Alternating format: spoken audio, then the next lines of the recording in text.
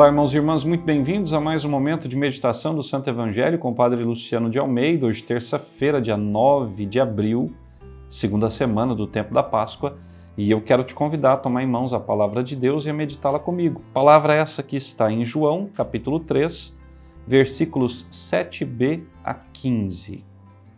Naquele tempo, disse Jesus a Nicodemos: Vós deveis nascer do alto.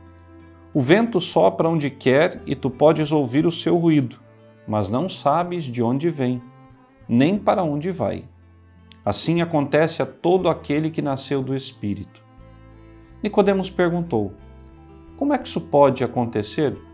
Respondeu-lhe Jesus: Tu és mestre em Israel, mas não sabes estas coisas? Em verdade te digo, nós falamos daquilo que sabemos e damos testemunho daquilo que temos visto, mas vós não aceitais o nosso testemunho. Se não acreditais quando vos falo das coisas da terra, como acreditareis se vos falar das coisas do céu? E ninguém subiu ao céu a não ser aquele que desceu do céu, o Filho do Homem. Do mesmo modo como Moisés levantou a serpente no deserto, assim é necessário que o Filho do Homem seja levantado, para que todos os que nele crerem tenham a vida eterna. Palavra da salvação, glória a vós, Senhor. Irmãos caríssimos, nós vemos aqui aquela cena belíssima de Nicodemos, que acreditava em Jesus, mas não publicamente, e que queria encontrar-se com Jesus, e o fez às escondidas numa noite. Conversavam numa casa escolhida pelo próprio Jesus, certamente na casa da sogra de Pedro. Ali falavam das coisas do céu e Nicodemos se deu conta de que não estava diante de um homem comum, que estava diante do próprio Deus. Mas vejam, como todos aqueles do seu tempo, Nicodemos tem dificuldade em romper com a mentalidade estabelecida.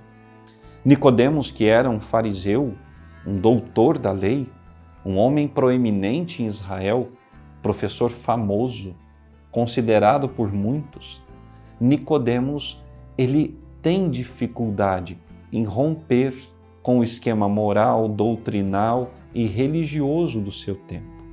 Ser fariseu era questão de prestígio. E como é que alguém com tanto prestígio agora simplesmente vai seguir um carpinteiro de uma vila pobre nos confins da Galileia, em Israel? Ora, Nicodemos acreditava, Nicodemos viu os milagres de Jesus, Nicodemos testemunhou o poder da pregação de Jesus na vida das pessoas e na sua própria vida. Mas Nicodemos ainda resistia ao Espírito de Deus. E é isso, caríssimos irmãos e irmãs, que acontece com tantos homens e mulheres nos tempos de hoje e aconteceu nos séculos passados. Essa resistência racional em relação às coisas de Deus. Há uma oração que a Igreja nos recomenda, São João Paulo II, inclusive, a recomendava e divulgava, que é o cerco de Jericó, em que num determinado momento o autor dessa oração nos convida a impormos toda a nossa autoridade espiritual contra as barreiras da mente e da razão que querem impor limites à graça de Deus. Quantas vezes Deus não pode agir como gostaria de agir na nossa vida, não porque Ele não tenha poder, mas porque nós impedimos pela nossa razão que Deus haja. Achamos que nada é possível, que tudo é obra do nosso pensamento fantasioso. E não, o Senhor fez, o Senhor realizou, o Senhor creu que nós poderíamos aceitar a sua palavra e por isso a enviou. Enviou Jesus, a palavra que se fez carne.